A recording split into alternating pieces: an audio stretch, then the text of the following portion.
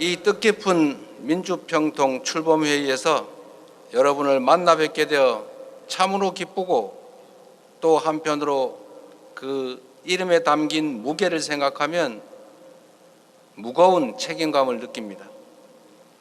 올해는 분단 80년, 정전협정 체결 72년이 되는 해입니다. 그동안 우리 정부는 한반도의 평화와 통일을 위한 다양한 노력을 기울여 왔습니다. 노태우 정부 당시 남북 기본 합의서를 체결한 데 이어 김대중 정부는 역사적인 6.15 공동선언을 합의했고 노무현 정부에서는 14선언을, 문재인 정부에서는 판문점 선언과 9.19 평양 공동선언을 이끌어냈습니다. 남북이 대화와 협력에 나설 때 우리 국민의 삶은 안정되고 나라는 미래에 대한 희망으로 충만해졌지만 남북이 대결과 갈등으로 치달을 때 국민의 삶은 불안하고 정치, 경제, 사회, 민주주의는 위협받았습니다. 끝나지 않는 전쟁 상황과 분단 체제는 민주주의와 정치 발전을 저해하고 경제 성장의 발목을 잡는 요인이 됐습니다. 일부 정치 세력은 분단을 빌미로 민주주의를 억압하고 국내 정치 상황을 왜곡했습니다. 급기야 계엄을 위해 전쟁을 유도하는 위험천만한 시도까지 했습니다.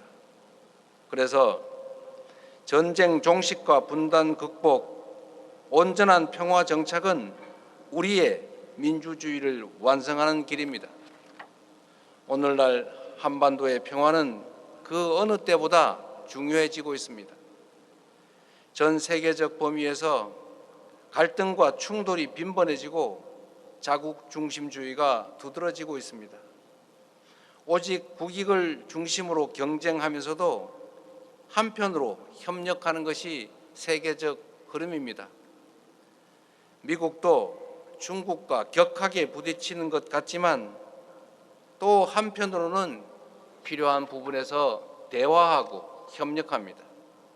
그런데 유독 남과 북만은 대화와 협력 없이 끊임없이 서로 적대하고 갈등합니다. 남북 대화는 유례 없이 장기간 중단되어 있고 북측은 적대적 두 국가 관계를 내세우고 있습니다. 남북 간 긴급히 소통할 일이 있어도 연락 채널마저 모두 단절되어 있는 참으로 안타깝기 그지없는 상황입니다. 이제 우리에게 놓인 시대적 과제는 남북 간 적대와 대결을 종식하고 평화 공존의 새로운 남북 관계를 만드는 것입니다. 비록 지금은 대화와 협력이 단절되어 있지만 우리가 진정성을 가지고 먼저 손을 내밀어 인내심 있게 노력해 나가면 북측의 태도 역시 변할 수 있다고 확신합니다.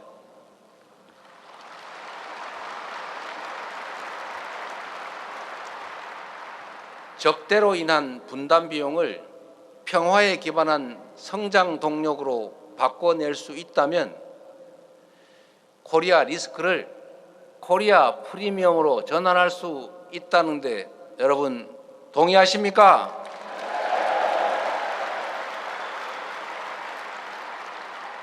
평화는 성장의 다른 말이자 번영의 동력입니다.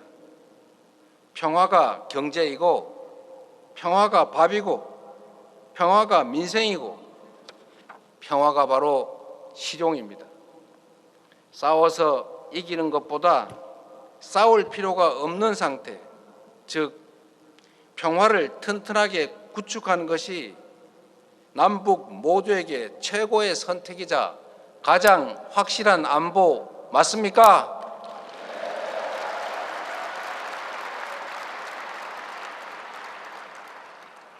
위대한 대한 국민이 함께 만든 국민주권 정부는 서로에게 이익이 되지 않는 대결과 적대에서 벗어나 남과 북이 평화롭게 공존하며 공동 성장하는 미래를 향해 나아갈 것입니다.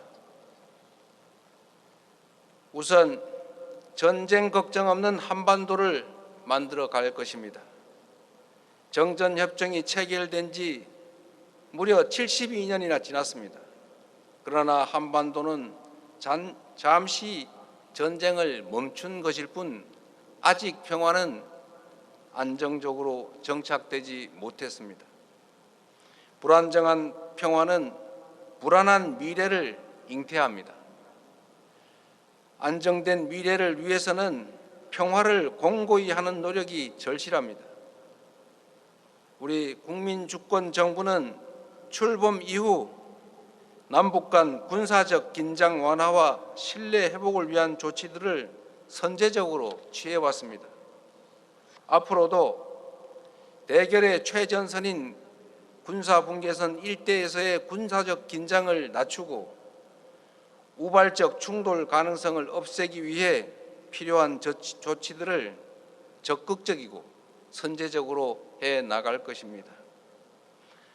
한반도에서 전쟁 상태를 종식하고 핵 없는 한반도를 추구하며 공고한 평화를 정착시키기 위한 노력도 지속해 나갈 것입니다. 여러분께 묻고 싶습니다. 북측처럼 국제사회의 엄청난 각종 제재를 감수하며 핵무장을 시도하는 것이 과연 현실적입니까? 우리의 핵무장은 핵 없는 한반도 평화의 원칙에도 어긋납니다. 트럼프 미국 대통령도 경주에서 열린 한미 정상회담에서 공식적으로 전쟁 상태인 한반도 문제 해결을 위해 노력하겠다고 한 바 있습니다. 이러한 인식과 공감을 바탕으로 한미 공조를 통해 한반도 평화 정착을 위해 애쓸 것입니다.